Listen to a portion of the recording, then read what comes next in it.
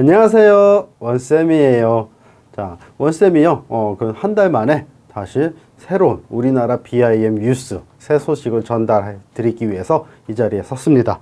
자, 오늘 2020년, 오늘 날짜가 2020년 12월, 이제 12월 끝자락이네요. 28일이에요. 오늘 날짜로 대문짝만하게 뉴스가 떴어요.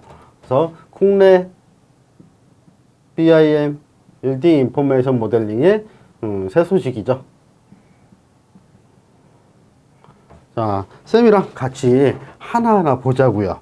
자, 쌤이 여기 보여드리고 있죠. 지금 어때요? 타이틀 딱 보니까 정부래. 다른 데 아니에요. 정부 2025년 토목 건축 전반에 BIM 설계 전면 적용이란 타이틀이 이렇게 떴습니다. 근데 여기서 우리가 짚고 넘어가야 될 게 분명히 있죠. 자, 2025년 건축 토목 전반에 빔 설계 전면 적용 이제 하겠다는 거예요. 누가? 정부가.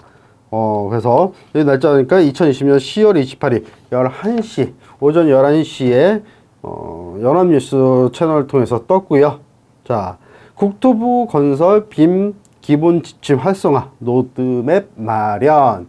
그래서 우리가 20년, 21년이죠, 내년. 21년을 원년으로 기준 삼아서 30년, 2030년까지 BIM은 국내는 어떻게 하겠다라고 전체적인 가이드라인이 나온 거예요. 내용 같이 보자고요. 자, 세종연합뉴스 윤족석 기자님. 자, 국토교통부는 건설산업의 빔 적용 기본원칙과 공통표준 등을 제시하는 건설산업 빔 기본지침과 2030 건축 빔 활성화 로드맵을 마련했다고 28일 밝혔다. 오늘 밝혔대요. 자, BIM 빌딩 인포메이션 모델링은 건축물의 자재, 공정, 공사비, 가격 등 정보가 입력된 3차원 입체 모델링으로서 건물의 전 생애주기 정보를 통합 관리하는 기술이다. 우리가 기존의 2차원, 2D 디멘전, 어떤 2차원적인 결과물 뭐죠? 도면. 다 2차원이야. 3차원 뭐 스케치업을 써도 결국에는 2차원적인 도면. 아웃풋이 도면이라는 거죠. 이런 2차원이 이제 아니라는 거야. 우리 스케치업은 BIM을 지원해주는 프로그램에 속하지 않습니다. 그래서 3차원 이상의 정보를 담을 수 있는 CAD 이상의 프로그램. 우리 아키캐드, 레빗, 뭐 디지털 스튜디오 뭐 많잖아. 폼지, 테크라 뭐 많아요. 이런 것들로 우리가 설계부터 시공까지 활용하는 거. 뿐만 아니라 유지 관리까지도 활용하는 통합 관리하는 기술을 BIM이라고 하죠. 자, 국토부는 2025년 토목건축 등 건설산업 전반에 빔 설계를 적용하는 것을 목표로 정책 및 연구 개발을 추진 중이다. 자, 2025년이래. 자, 그러면 2021년부터 2021년부터 2025년 자, BIM 설계 의무화 어디가? 정부 차원에서. 자, 내용들을 좀 보자고요. 쌤이 미리 한번 쭉 읽어봤어요. 우리 두 번째 페이지 뉴스 보니까 자, 지침을 통해 빔의 기본 정의부터 명확히 했다. 우리 빔 정의를 어떻게 했는지 좀 볼까요? 빔은 시설물의 생애주기에 발생하는 모든 정보를 3차원 모델 기반으로 통합해 건설 정보와 절차를 표준화된 방식으로 상호 연계하고 디지털 협업이 가능하게 하는 디지털 전환 체계로 정의했다. 그러니까 우리가 아날로그에 대한 여러 가지들이 있지만 이제 완벽하게 디지털로 올라가는 거예요. 그러니까 옮겨가는 거죠. 우리 건설 산업의 변화, 진화가 옛날에 아날로그 감성, 요즘 갬성이라고 하는데 그러니까 아날로그에서 2D라는 CAD의 디지털 하지만 이제는 건축 전반의 정보, 데이터를 디지털로 완벽하게 전환해서 유지관리하는 데까지 써먹겠다. 건축물의 건축물이 아니라 시설. 우리가 건축물로 한정되면 안 되니까 우리 이 사람이 살고 있는 모든 인프라스트럭처, 전체 시설물들을 생애주기, 이게 만들어지고 없어지는 전 생애주기 동안의 정보를 디지털 데이터로 융합시켜서 관리하겠다. 뭐 이런 거죠. 자, 지침은 빔의 적용 대상은 토목, 건축, 산업설비, 조경, 환경시설 등 건설산업진흥법상 모든 건설 산업에 적용. 쌤이 그랬죠. 건축물에 해당되는 게 아니라 모든 건설 산업에 적용하되 설계 시공 통합형 사업에 우선 적용하는 것을 권고한다. 법적 사항은 아직은 아니다라고 이야기를 하고 있지요.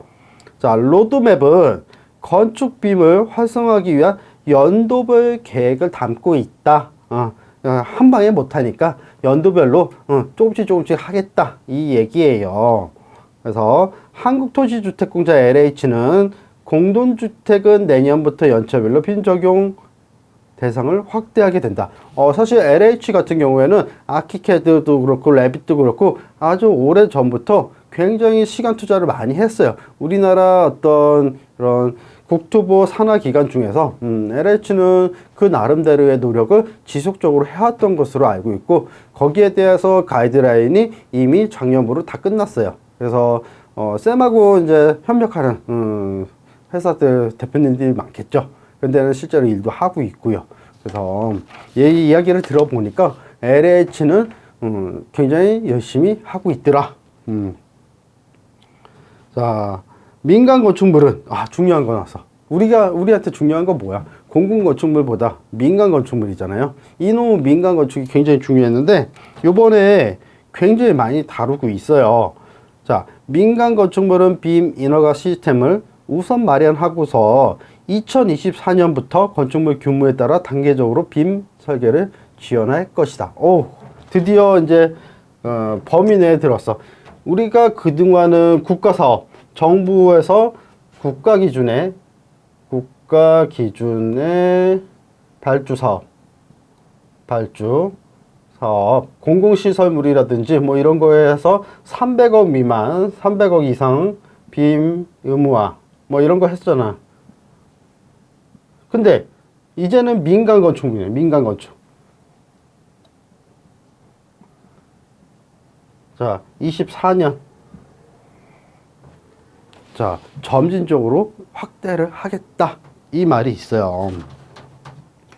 자, 민간 부분에 자발적인 빔 활용을 유도하고자 어떤 거 뭐 이렇게 입찰 가산점을 마련하고 인허가 법정 처리 기간 단축, 다양한 혜택을 제공할 것 예정이죠. 그래서 빔 모델의 건축 인허가 지원을 위한 빔 도서 작성 지침, 그리고 빔 도서 납품 목록, 빔 도서 검토 매뉴얼 등 기준과 지침의 재개정을 추진한다. 이제 세부적으로 민간 건축도 이제 BIM 이제 범위 안에 이렇게 들어왔어. 그러다 보니까 BIM에 대한 인허가를 하기 위한 뭐를 아웃풋을 어떻게 만들어라, 이런 세부적인 것들을 이제 법정 하에 개정을 추진을 한다라고 돼 있는 거죠.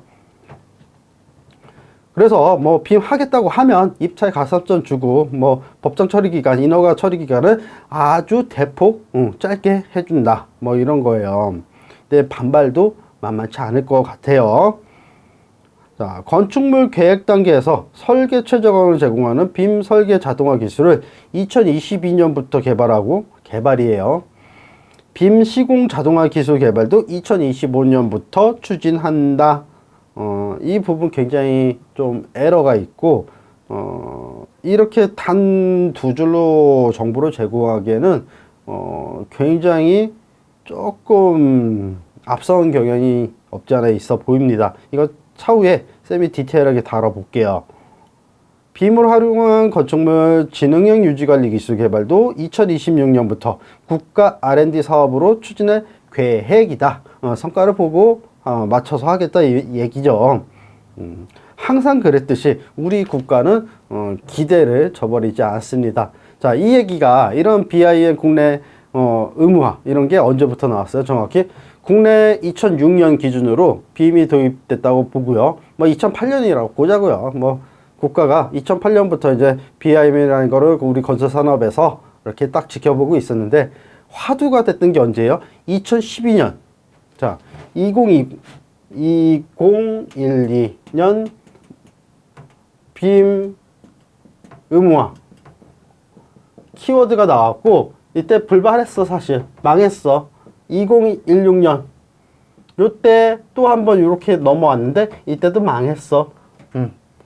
그러니까 2020 20년 사실 눈에 띄게 뭐 없어. LH 정도만 뭔가 꾸준히 해왔다. 근데 사실 망한 거랑 마찬가지지. 근데 이제 또 다른 퓨처 플랜을 들고 왔어. 2025 그리고 2030 완벽하게 하겠다. 완전.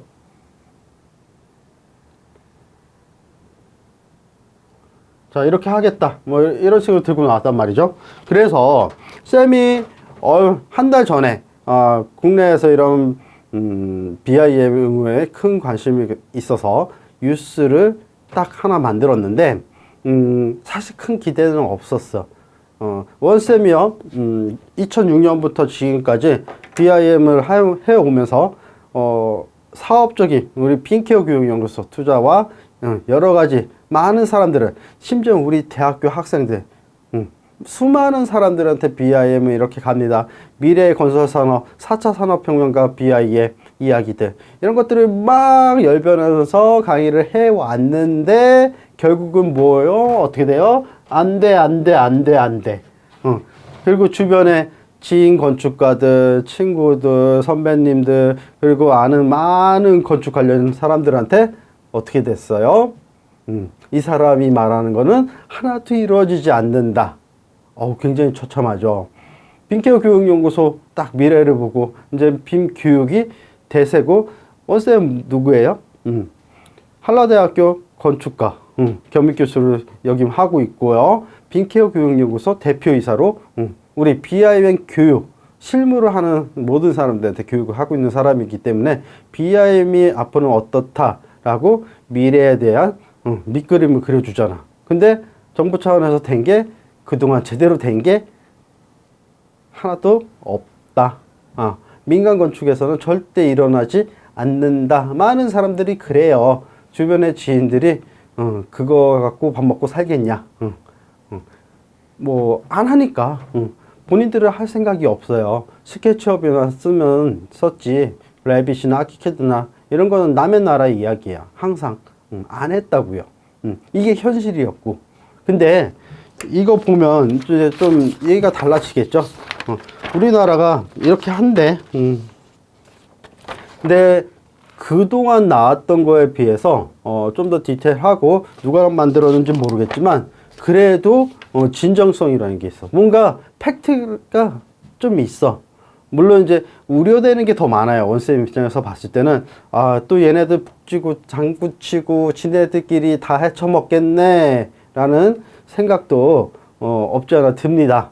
물론 쌤이 보는 관점에서는 뭐 위에서 크게 내려오는 법적 제한도 있어야 되고요. 저 밑에서 필요에 따라서 개미들처럼 그런 작은 소규모부터 쭉 올라오는 것도 반드시 필요해요. 하지만 양쪽 위나 아래나 다 동기부여는 명확히 있어야 되고 그 안에서 우리나라가 선진국이라고 하잖아요 지금. 하지만 나라를 관리하는 우리 공무원들 마인드 이게 이제 선진국으로 넘어오다 보니까 우리가 후진국이잖아 사실. 후진국이어서 빠른 시대 그러니까 아주 짧은 시간을 거쳐서 선진국에 이렇게 딱 안착이 되고 있다 보니까 이 마인드 자체가 좀 잘못된 게 많아요. 후진국 마인드가 아직 때를 못 벗었어 우리가. 그렇기 때문에 정책적으로나 어떤 관리를 하는 사람들이나 수준이 우리 기대 이하예요. 우리 정부도 마찬가지야. 우리 국회의원이라고 하잖아요. 제대로 된 정치 못하고 있잖아. 이거 누구나 다 알고 있잖아요.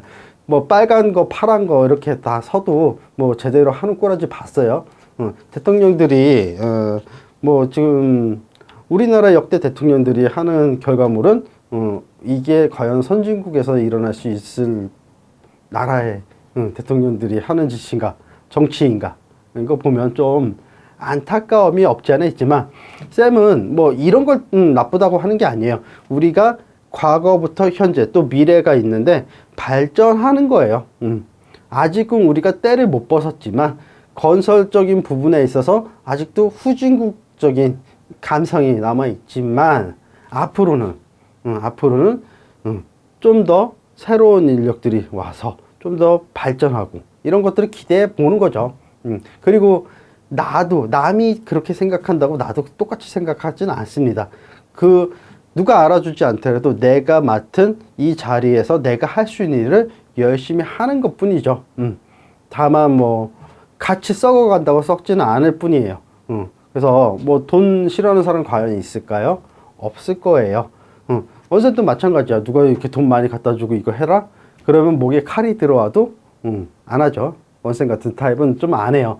원쌤이 어떻게 커왔냐면 지방대학교 나왔고, 그리고 뭐 대기업에서 그림자처럼 뒤에 숨어갖고 프로젝트 계약해갖고서 경력 쌓고, 그리고 정말 필요한 게 뭐다라고 여기서 설계해서 나는 얘를 어떻게 하겠다. 2006년부터 현재 2020년까지 처맨 밑바닥에서 아무리 누가 인정 안 해주더라도 하겠다고 열심히 노력해서 현재 이 자리까지 왔습니다. 앞으로도 변하지 않을 것이고, 여러분들 우리나라에 BIM을 하겠다는 사람, 그리고 원쌤의 강의나 뭐 이런 것들이 필요한 사람이 단 한 명이라도 있다면 원쌤은 교육을 포기하지 않습니다. 굉장히 힘들게 시작했고요. 나보다 앞으로, 원쌤보다는 더 앞으로, 이제 건축 전반에서 빔 시대에서 직면해 놓은 수많은 사람들이 BIM을 하는 데 있어서 굉장히 어려움을 느낄 거예요. 뭐 흔히 잘 나가는 삼성이나 현대나 LG나 뭐 이런 큰 대기업들은 걱정할 이유가 1도 없어요. 어디가 문제냐? 딱 가운데를 기준으로 그 밑에 당장 BIM 해야 되는데, 그러면 걱정부터 해야 되는데 생각보다 많습니다. 나 아직 2D CAD도 못하는데 3D를 어떻게 해? 뭐 쌤이 뉴스나 이제 다른 유튜브 영상을 통해서 좀 더 BIM에 대해서 다루겠지만, 오늘은요 그동안 정부에서 이런 퓨처 플랜을 내걸었을 때 갖고 있던 어떤 기대감, 이런 것들이 사실은 다 없어졌거든요. 하도 사기를 쳐서 약속을 안 지키니까 계획만 할 뿐 실현은 되지 않는 그런 것들. 그래서 우리가 잊혀갈 때쯤, 사실 2020년 12월 말에 이것을 내놨다는 거는 사실 이제 마지막이죠. 2030년까지 정부는 이렇게 하겠다, 빔을 의무화하겠다, 이런 거에 쌤도 그래요. 뭐 미워할 수는 없죠. 우리나라 정부인데. 쌤이 건설 산업의 중심에 서 있고 교육자로서, 그리고 실무를 하는 사람으로서 그래도 여러분들한테 알려드려야 되겠죠. 뭐 좋은 것도 있고 나쁜 것도 있고, 사람이기 때문에 원쌤의 의견은 이런 거고 원쌤의 의견과 반대되는 사람도 분명히 있을 거예요. 분명히 있습니다. 거기에 대해서 누가 옳다 그르다는 후진국 마인드예요. 옳다 그르다가 아니야. 네 생각은 이러니 내 생각은 이럽니다. 그러면 이 생각의 논리를 우리는 하나로 융합을 한다든지 하나의 결론으로 도출하는 거예요. 어떤 결론? 굉장히 이상적인 결론으로. 자, 네가 잘났다 내가 잘났다는 없습니다. 우리는 BIM을 왜 할까요? 우리가 2D로도 할 수 있는 거 BIM 하려면 부가적으로 시간과 돈과 장비 이런 것들이 많이 투자가 돼야 돼. 그럼에도 불구하고 우리는 2D에서 3D, 4D, 5D로 왜 갈까요? 우리는 이것부터 좀 생각을 해야 되고, 왜 다른 나라는 선진국들은 왜 먼저 우리나라보다 먼저 이런 것들을 힘든 거 알면서도 할까요? 그리고 우리나라는 왜 안 할까요?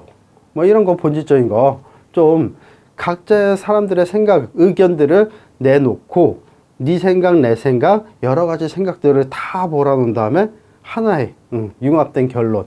그래서 미래의 방향성을 만들어 가자는 거죠. 그래서 원쌤이 사실은 욕도 많이 먹을 수도 있는 자리에 서 있지만 그래도 말할 것은 말하고 가야 된다고 생각합니다. 오늘은 자 우리 2020년 마지막 한 주도 다 안 되죠. 그래서 좋은 소식이 있기 때문에 이렇게 찾아왔고요. 쌤이 짠 뭘 준비했냐면 이거 건축 BIM 활성화 로드맵 20일부터 30년까지 계획 여기 있어요. 그래서 다음번에는요 쌤이 이거 갖고서 좀 더 현실적으로 BIM을 준비해야 되는 여러분들을 위해서 여기에 대해서 뉴스를 제공해 드리도록 하겠습니다. 저는 오늘 여기까지 하고요. 저는 다음번에 새로운 모습으로 다시 찾아뵙겠습니다. 오늘은 여기까지 갑니다.